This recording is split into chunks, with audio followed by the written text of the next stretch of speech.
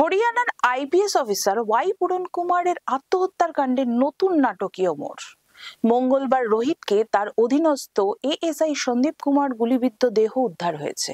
পুলিশের দাবি, নিজের সার্ভিস রিভলভার থেকে গুলি চালিয়ে আত্মঘাতী হন তিনি।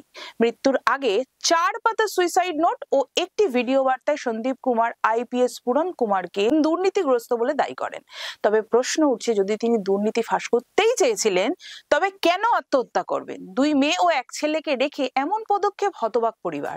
মৃত এএসআই এর আত্মীয়দের অভিযোগ, ঘটনার নেপথ্যে অন্য রহস্য লুকিয়ে আছে। তারা এফআইআর দায়ের না হওয়া পর্যন্ত ময়নাতদন্তে রাজি নয়।